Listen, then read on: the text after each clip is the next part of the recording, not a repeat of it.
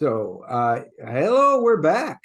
I told you it wouldn't be any time at all, and it wasn't. Um, and once again, there's the announcement of the 5,000 Space Aliens coming to streaming platforms worldwide on November 21st. And we're going to talk to Scott Bateman about this. So, first, I'll probably let Giles ask a lot of questions, but so to describe it,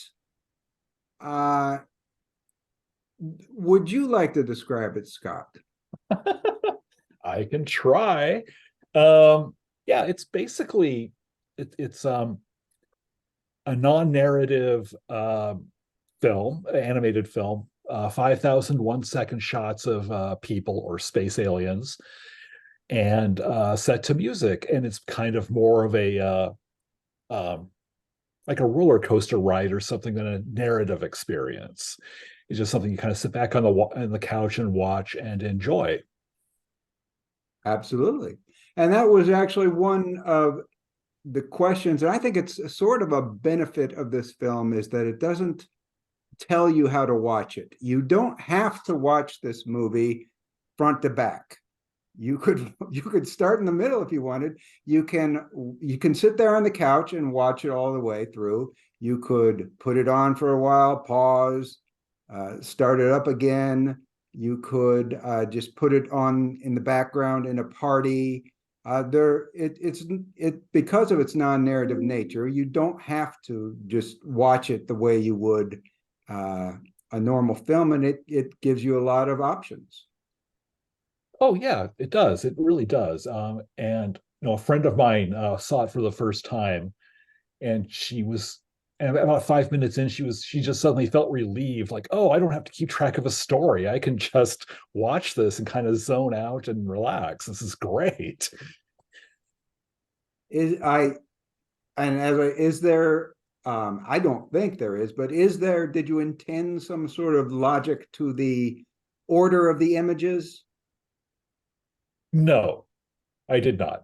I mean, there are series of images that kind of go together or were placed together for a reason, but the whole thing together is not like a cumulative 5,000 step story.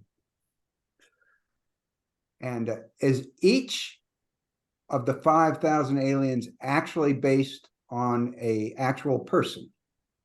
Well, this is a good question because a lot of the material in the film is kind of rotoscoped from found footage in kind of the same way that Richard Linklater did Waking Life by kind of tracing over live footage that he had shot. And so basically just finding a lot of old public domain kind of footage I could do that with. So a lot of old home movies, which are great. Found some great old vintage TV commercials to kind of trace over and what have you, and add little animated elements to. And when you're working with that kind of footage, you don't have to focus on like the main person in the footage. You kind of get someone in the background and make a little animation of that person, like, and cut everything else out, which is a lot of fun. And then there's also some more collage-like footage, which used a lot of public domain photographs. A lot of old photographs from I found on the Flickr Commons from like old photo studios in Romania and Venezuela, the 50s and 60s, that someone salvaged all their old negatives and stuff and put them up on the Flickr Commons. So there's some of those people in there as well. Wasn't there a big I I seem to recall there's a big dump of public domain video that just happened probably recently or just before you did this from the National Archives or the Library of Congress or someone. Was that involved in this or? There are some photographic images from that. Not as many as from the other sources from on the Flickr Commons, but yeah, that was just a huge upload of old images from like old photographs from like the 1910s and 20s, from an old news service. So they had sent someone out whenever a big ship arrived in New York City. This was big news to have someone come out and photograph all of the famous people who were on the ship that just arrived from London. And then I'm imagining a lot of the other people that are in there are friends and coworkers and maybe Kickstarter backers. Yes, there a lot of the Kickstarter backers are right at the end of the movie, actually, because I was almost done editing by the time I got most of their footage, which was fine. It made them sit through the entire movie just to see themselves. So I was happy with that. And I think that I may have seen, while we're on the subject of the subjects of the photographs, I may have seen a familiar face or two. Were there any celebrities that found their way in there, or did I imagine it? There are a few people who might be recognizable. I've had people recognize a couple of them before. I don't know if I should even say here because it's more of like an Easter egg for you to while you watch the movie. So you might recognize people. You might. I'm just saying. Yes. Okay. So I won't even say who I thought I caught sight of. Oh, I'm curious now. So tell me who you thought you saw. Well, it was probably just a guy who looked like John Wick in there. Uh, Oh, there's no John Wick in there for sure. No, no, definitely not. I think there was probably speaking of rotoscoped movies, the one with Keanu Reeves. Scanner Darkly. Yes, A Scanner Darkly. Scanner Darkly, right? So that may, and a lot of the imagery looks sort of like that kind of rotoscope thing. So it might have been somebody who looks, similar to that. And I thought, wow, is that? But you, at 1 second, you don't get a chance to really look very carefully and say, is that a celebrity or a lookalike or just somebody that looks vaguely like them? And Yeah, and just a few seconds later, you're so far past that person already that you don't even remember by the time you finish watching the film. It really does like reward repeat viewings in that way. You keep finding people you blinked during or something. absolutely. Giles, do you have a question?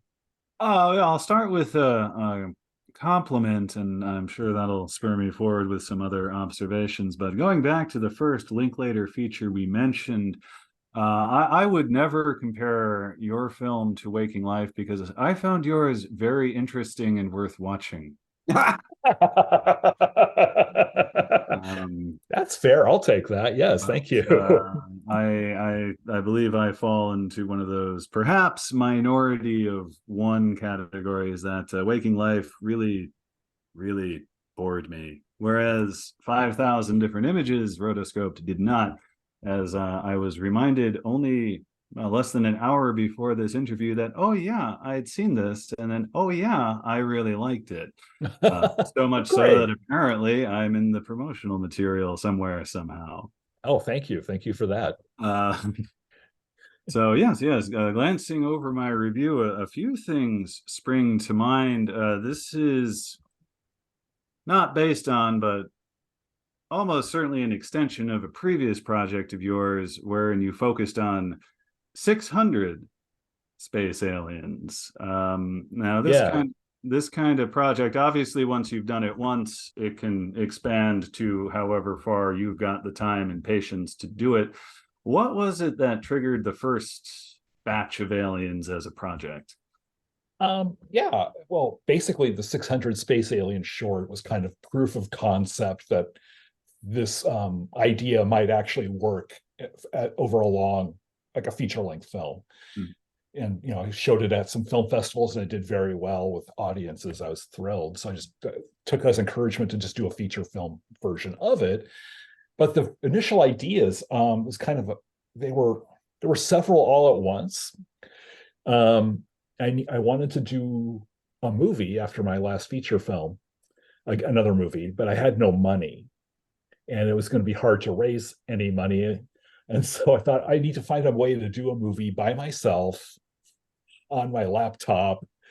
And can I make a movie that way? It's kind of an artistic challenge also. And I had been, my previous films, I've played with found footage before. So I really enjoy the idea of trying to do a lot more with found footage, found materials from the internet. And other things as well. Brain dead all of a sudden. But yeah, and just the idea, and I had kind of the 1 second. I'd been playing and editing in Premiere Pro with this kind of 1 second rhythm to shots, just for fun, and I was really liking it. So I wanted to see if that would work because I found that rhythm to be really hypnotic, Mm. and that's actually something borrowed from an old experimental film from Hollis Frampton called Zorn's Lemma, where he did a film that was all with 1 second shots of words that he had filmed in various places on signs and stuff around Manhattan. Mm-hmm. And I find that movie to be very calming and relaxing. And I wanted to try to, and since no one else had ever done that rhythm except for that film, I thought there was room to explore the concept. Excellent. And thank you for mentioning Zorn's Lemma. I'd seen Zorn's Lemma. I didn't make the connection until now, and then I'm like, oh yeah. But when you're talking about rhythm, so that gives a reason to discuss the music, because Oh, okay. music. So it goes on for 90 minutes, and it has a music track that goes on for 90 minutes, and it has to have that same beat the whole time. So it's electronic, it's minimalist, but every minute or so, it's one of those things that like Philip Glass, it goes for a minute and then it shifts a little bit. And so what was your background in music before composing this? I don't have a background in music. Oh, I hate people like that going around. Except for playing with music on GarageBand and things like that over the years. And just being I enjoy Philip Glass's soundtrack to Koyaanisqatsi and the other Qatsi films. So I wanted to make sure this film had something that would keep people, kind of a companion for the person watching the film. The music is kind of acts as your friend along the way to keep you going. And I ended up doing the music myself because, like I said earlier, I was looking for a way to do a film on the cheap, and I can afford me as a composer. I can't afford anyone else as a composer. And influence, Philip Glass is definitely an influence there, but there's also influences from old 70s krautrock, like bands like Noi. There's some Stereolab influence in there as well. Some of the old kind of electronica stuff from the 90s, which I still like, and it might be a little cheesy now, but I love that stuff. It's just because it's, again, how the film itself is just a bunch of ideas kind of mashed together. The music was too. That's just incredible that you can just sit down and never have composed anything, and your first composition is going to be a 90-minute suite that is got to be extremely challenging to just work with one beat the whole way through. That's what software did you use for it? Some of it was I have actually a MIDI Moog that I own. And so some of it was done on that, but then I brought all of it into GarageBand and played with stuff in there and kind of created my own loops and put them through various, filters and amplifiers and things to just kind of give things a not, MIDI type of sound, but give them some oomph. And yeah, it's funny because I get this idea, I'm going to do this film like this, I'm going to do the soundtrack like this, and you feel very confident at first, but you get midway through a project like that, and you're suddenly like, is anybody going to like this? Why am I doing this? But you just keep going and hope for the best. Well, I'm glad you did keep going, because I got my review up here as I continue to refresh my memory, and I described this soundtrack as a pulsing power pop synth score composed by the filmmaker, drives the whole shebang, making 5,000 space aliens an absolute must for your art dance house party. Like it. Thank you. Which leads me to my question: will the soundtrack be available for those of us who may want to just listen to that as a thing we've got? I have just in the past week put the soundtrack up on Bandcamp. And it's also a pay what you want uh, price point. So you can put in zero, That's you can always put a in popular one. Yeah. you put in zero, you can put in a few dollars, whatever you think it's worth. And because that's, a lot of the bands I like on band. I mean, it's kind of the culture of Bandcamp, I think, basically. So many of the bands on there are just doing it that way. And they tend to break even. A lot of people will pay zero, but a lot of people will pay something for it. And just let them decide what that's worth to them. It makes a difference, I think. And I love Bandcamp. I would, Yeah. if you're going to get the soundtrack, I would definitely get the visuals to accompany it. So there's no reason not to. I mean, and you can just Get them both. Get them both. Yeah, get the No, DVD you and want buy to it play the digitally next video week. And through an 8 millimeter projector while you have the soundtrack playing through your Marantz amp, and then you can really just get the whole thing going on there.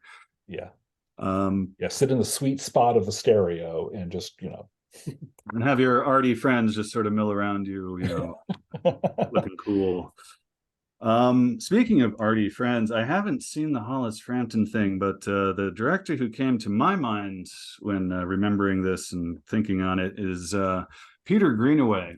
His early stuff, a very very big fan of early Greenaway through about 1980, and then it stops. well, it But becomes very different because he's yeah, doing one thing with his shorts and then doing something, yeah, some similar themes and practices in his narrative work. But yeah, yes, his like couple DVDs worth of the early shorts are all very much exploring sequencing, timing of audio and video, because the discussion here about shots lasting the 1 second and making the rhythm. There's a very early thing he did where he has just these different kind of still recorded things, and they get successively briefer as an exploration of whatever audio visual thing going on with that. yeah. I highly recommend the Greenaway shorts from the '70s and his first feature film, The Falls. Oh yeah, that was another thing. Which is kind of the culmination of everything he was exploring with all the experimental stuff he was Yeah. trying to do with those shorts. Sometimes they're experimental, like in a conceptual way. Sometimes they're more experimental in a storytelling manner, but they're fun. He has such a wry sense of humor Oh back my in those gosh, days, and it's like some of those could be Monty Python sketches practically, yeah, especially yeah. Oh, the, dear the phone. argument between the academics in a Vertical Features remake is such a Monty Python thing. I love that short. and Yes, they're I think Falls is a similar sort of movie in that it's another one that you can jump in and out of Yeah, yeah, point, and it doesn't demand that you watch it front to back. And you also mentioned Monty Python, so there is, I should point out, a good deal of humor in the 5,000 Space Aliens, including the animations come. We could do a taxonomy where there are different types that sort of recur, but the one yes. I'm thinking of, there are a lot of ones that look like they could be little Terry Gilliam animations from the original Monty Python flying circus show. So I'm assuming Terry Gilliam's animations were and as we saw in the one with the fork going through the guy, Yeah. I think, so I'm assuming he was definitely an inspiration. Oh, very much so. That whole the whole Monty Python's Flying Circus TV program, something I discovered as a early teen on PBS late at night, and I got all my friends to start watching it, and we were quoting it back and forth. It's still been a very big influence on my sense of humor all this time. And yeah, the Terry Gilliam animations are a big part of that. now, yeah, the animations are the one thing. Oh, they're the main thing. There are 0 to 5,000 of them, depending upon which particular still, because some stills are only altered, some have stuff actively happening, if my memory serves. I'm kind of curious. I spend a bit of time in my review talking about the random text Ah, that comes on screen. in 3 to 6 word blurbs, and I wonder if you might be able to talk a little bit about that, because it does, I'm guessing in one part it does break up what's happening, because it's a different way you're perceiving it when you're having to read it as opposed to just sort of have the image come. But there are some strange text things there, and I wonder if you might talk about them briefly. Yeah, online, on-screen texts are appear quite often in the film. Just little two and 3 word phrases, not on every one of the 5,000 space aliens, but fairly often throughout. And in some cases, they're just kind of there compositionally to make the design of the frame. There's like a little empty spot in the frame that I wanted to fill with something. And sometimes if they're there for the strangeness of the words. And these came from public domain sources as well. A lot of phrases came from this 1920s textbook on the history of philosophy up to that point. So, and there's some just great little phrases from, revolving around free will and the types of thought and stuff like that keep appearing throughout the film, which I like because I'm kind of a brain-oriented person, and so having things to talk about thinking and thought and philosophy are very important to me. And it also kind of gives the visual animation maybe a different meaning to the person watching it. Yeah, it kind of shifts the meaning of what they're seeing a little bit, which I like that idea. And there are also some texts from old H.G. Wells novels, like the Time Machine, not the Time Machine necessarily, but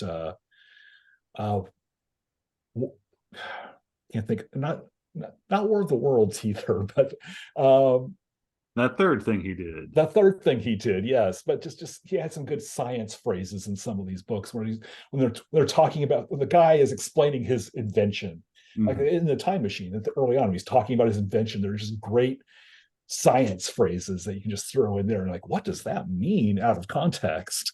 Very strange. But I think it makes it more fun for the viewer to try to like figure out what this means. I'm curious to see people's theories about what some of these mean. And that's what's fun for me, is seeing people's reaction. Oh yeah, I can believe it. I scribbled a few down. Ones that stuck out to me were, oh no, give thanks to our fetishes, and what's probably, well, it might be, at least for succinctness sake, maybe the best of the lot. The phrase "science brain parts" is just a wonderful. I think that's from H.G. Wells, and the previous one I think is from that philosophy textbook, Believe It or Not. So yeah, it's definitely got, I've seen a few, I'll call them, in a very non-disparaging manner, art installation piece films. Now, there's The Falls, there's this one, there's something else I watched maybe 5 or 6 years ago now, that was done in a early 90s computer graphics style, which was an interesting nostalgic throwback for people my age and older, can still remember the very early 3-dimensional explorations. Very, very fun animation as a kind of retro throwback. I'd like to find software that actually does that again, because I like the look of those 3D, like from Tron type animation, with its little wireframe cubes and stuff. Yeah, so it's like, you got your 600 aliens, you got space aliens, and 5,000 space aliens. And I hope it's not too early to inquire, will we be seeing more space aliens at some point in the future? That is a possibility, which is about all I can say right now. But if it is a possibility, it might not be for a little while. Yeah, because it takes time to make the 5,000 1-second animations. Yeah, how it's long? Not like I can't do that just like in a week or something. Would you have like a rough estimate of, because we have the 5,000 images. How long did you spend on this project?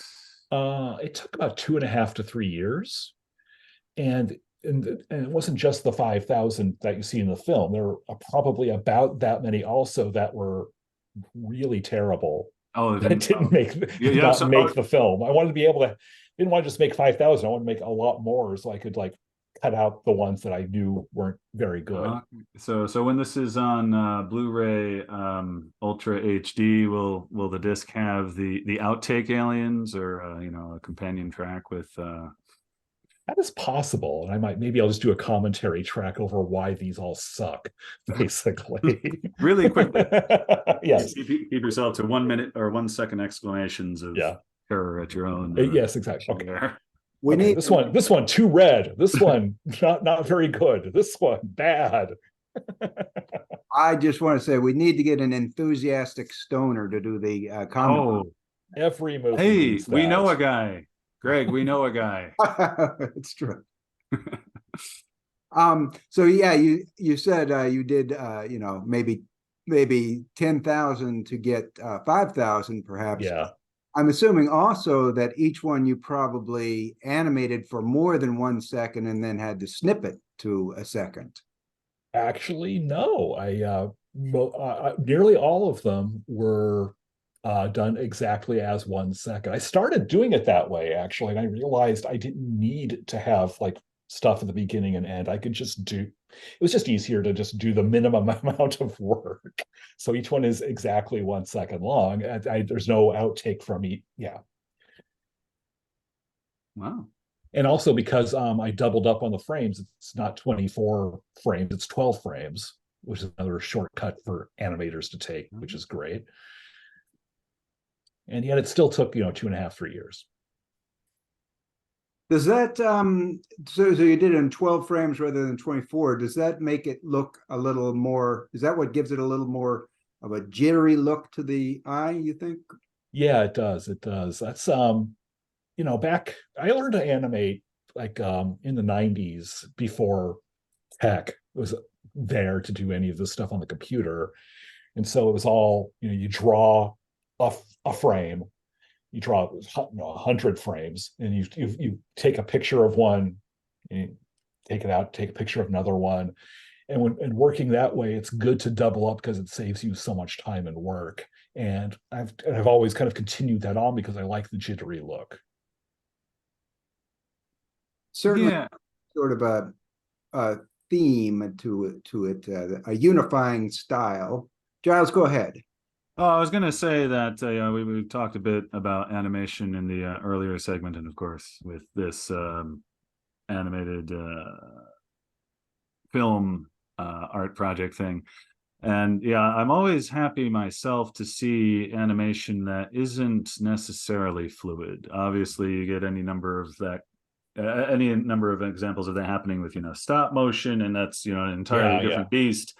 But with more traditional two-dimensional animation, I always am keeping at least a passive eye out for something different than a well-polished what have you. Those can be good, those can be very impressive. Many of them are amazing. No need to get started down a whole avenue of various nations' high, fine, wonderful quality animation, but it's the weirder things, oddly enough, that we're looking for when we're on this podcast and for this website. That it's nice when I can find something that is embracing the process more.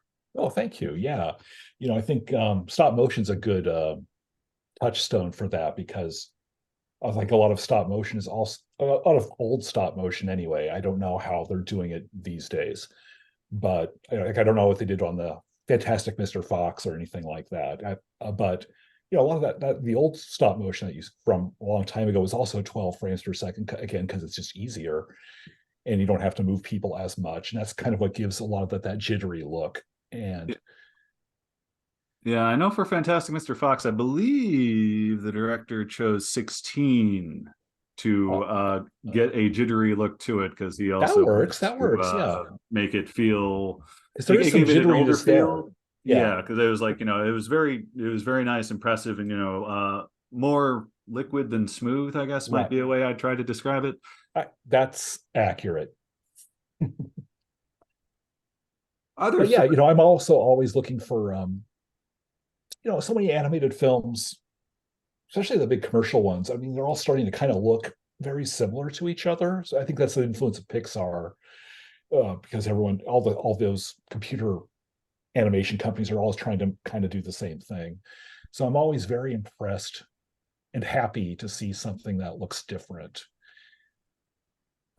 which is another impetus for me to make something that was more individually idiosyncratically my style. Yeah. And what would you say? What other motifs are in there? Because we've discussed, the fact that it's 12 frames and it's very, very wide ranging. Obviously, you had to come up with 5,000 different ideas, and yet a lot of it seems somewhat unified. So, what are the recurring motifs that you found yourself coming back to over and over again? Yeah, there are. I mean, motion becomes kind of important in gesture in a movie like this. You kind of want something to be happening in that 1 second, usually. Sometimes not much happens, but so there are a number of things that involve dance and dancers, modern dance stuff I found on Vimeo that was copyright control or whatever that is.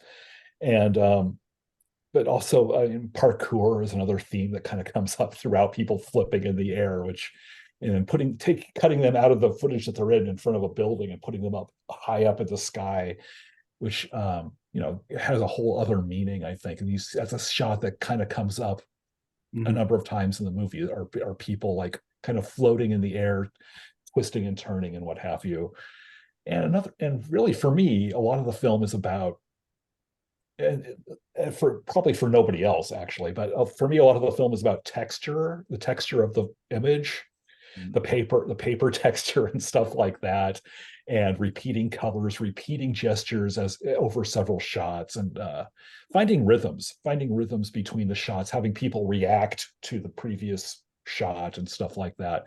And I think that especially those reaction shots make it a lot of fun for the viewer, I think, because they can see something and they see somebody like, what? And I like that. Yeah, it sounds like a good setup for a coffee table book about 5,000 pages long. I would Still like from each to of these, I would like to pitch that at some point, if we can get this film to be kind of a cult classic, or just get enough of a fan base behind it that we can either have a real publisher do it, or do it on Kickstarter.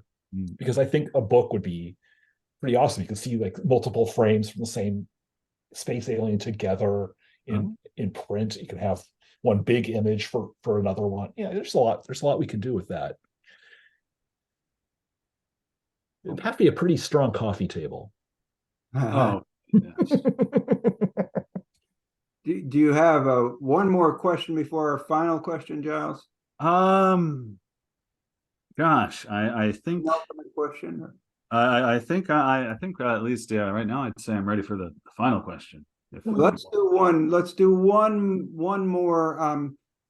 Just procedurally, when you were working on these, did you batch them to where you would do them, all similar sort of stuff at once, and then cut them up and strew them through the film, or did you do it pretty much the way we see it?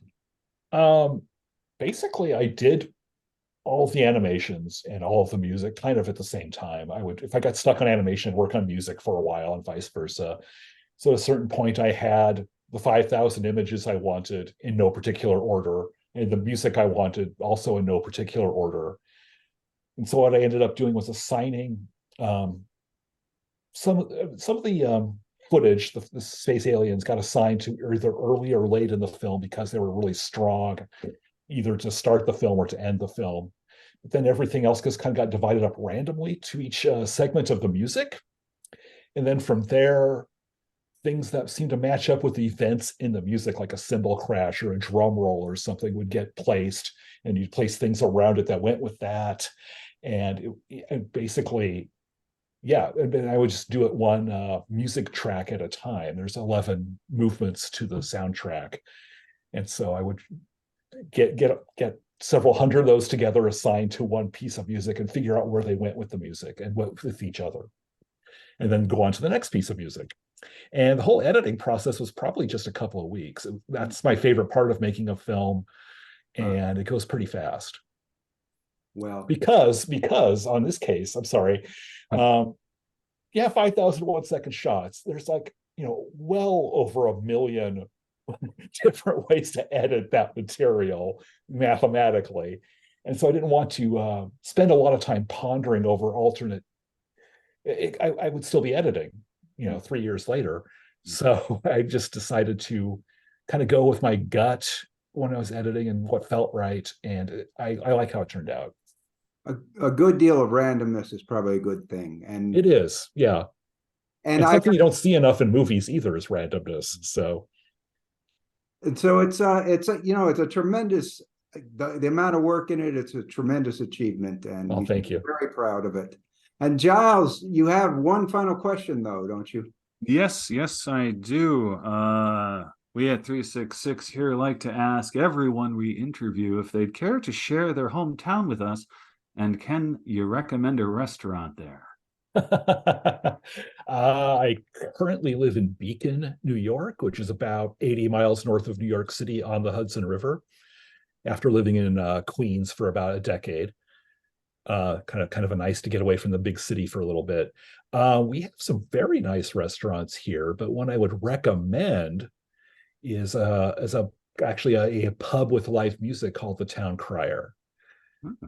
They bring in lots of great live bands from bluegrass to kind of roots rock stuff, and the beer is great. The food is typical pub food. It's a very relaxed atmosphere. Sometimes they have open mic nights. You kind of randomly you just walk in and suddenly it's open mic night. You're like, oh, okay. And there's some pretty talented people around here, so it's okay. Great. Yeah, Beacon, New York. That's about an hour and a half south of me. Oh, excellent. I'm in Troy. Oh, Troy. I hear great things about Troy. I have not been yet. Every one of them true. Yeah, like a really good performing arts auditorium. We something have, there. yes, we have the Troy Savings Bank Music Hall, which Yeah. is a world-class acoustics venue. Nice. But There- that's, yeah. There was one thing that I had forgotten, escaped my mind. I wanted to mention before we get out of here, which is that our previous week's guest was Corey Maccabee, who has a new project out called Deep Astronomy and the Romantic Sciences, where a bunch of people have collaborated and added stuff to it. I only found out after we interviewed him that you had contributed to that program, so more serendipity there. I did. That was I met Corey probably about 5-6 years ago when I was living in New York City. I was making a movie at that time, kind of a autobiographical movie about being depressed. Mhm. And I had a shot in mind that I wanted somebody pondering like a half empty, half full glass of water. And I had never met Corey before, but I've seen his films. I've got to meet this guy and get him in my movie. And he was really up for it. And we had a great time filming that. We've been friends ever since. And I was just lucky that he roped me into Deep Astronomy, because that was a lot of fun to do. And so many people contributed to that movie, and it's just fans of his and other filmmakers, other animators. And I saw it recently, finally, and it's a lot of fun. And I mean, I've been a fan of his since The American Astronaut back 20 years ago. So, and he will be releasing that soon, free to everyone. It's going to stream on his site, and we will mention it when that happens. fantastic. And so we are almost out of time. I do want to say we will be off next week for Thanksgiving. The following week, we'll return with Richard Bailey, who's been on before, and we'll talk about his new movie, The Dark Sisters. And then after that, we have some more guests lined up, but we'll save till later to tease those. And so thanks, everybody. Thank you so much. Thank you. So great to be here. I had a lot of fun. It was a lot of fun. Yeah. Thanks. All right. We are going out.